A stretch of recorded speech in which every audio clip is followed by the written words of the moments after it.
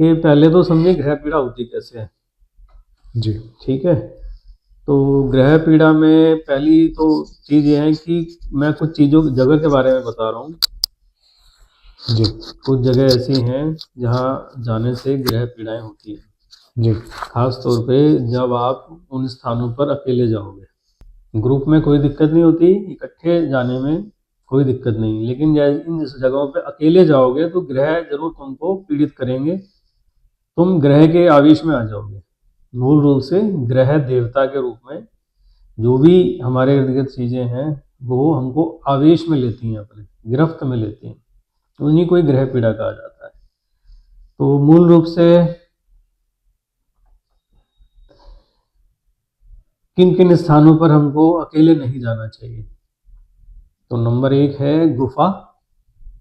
कोई भी गुफा होगी वहाँ पर, और जहाँ गुंबद हो, जहाँ आवाज़ गूंजती हो वह स्थान।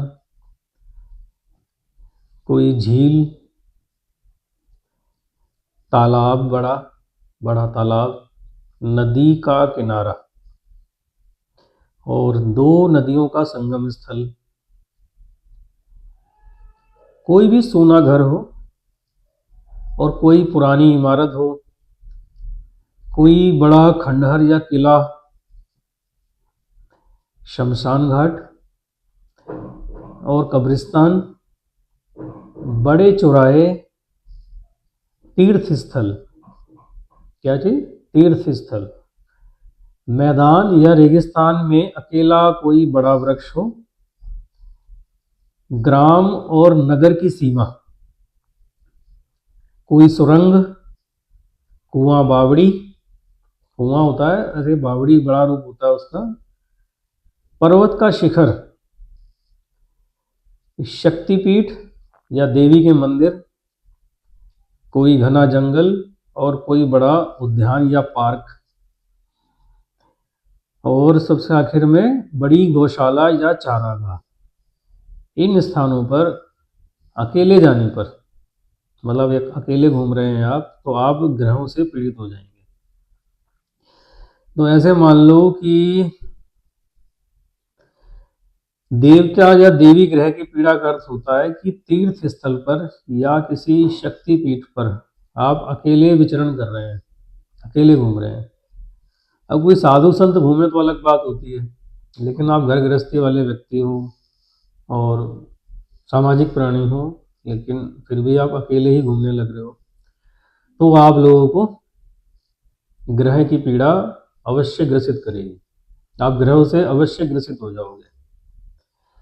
तो इसमें क्या होता है कि जो देव देवी ग्रह की पीड़ा हो जाए किसी को, तो वो तीर्थ स्थल शक्तिपीठ पर अकेले विचरण करने से होता है।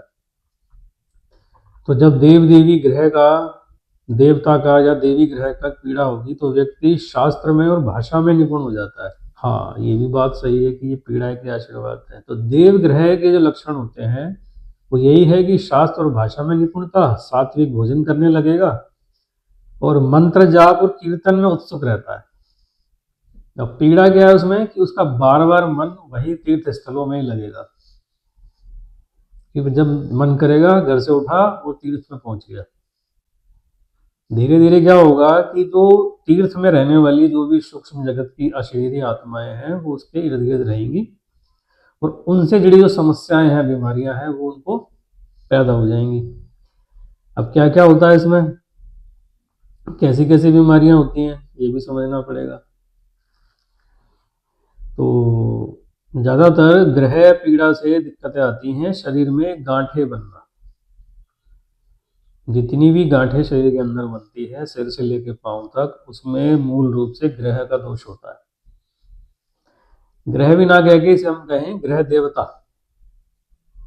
ठीक है, तो ग्रह देवता या ग्रह की देवी वो आपको पीड़ित करेगी। तो कब कब करेगी? कि जब आप किसी की अवमानना करते हैं, अपमान करते हैं। आपने कर्जा ले लिया लेकिन कर्जा नहीं चुकाते हैं, बैर रख लिया किसी से, दुश्मनी रख ली। ठीक है, किसी संत की या किसी अच्छे आदमी की आपने बद्दुआ ले ली, तो आपका दुर्भाग्य चालू हो जाता है।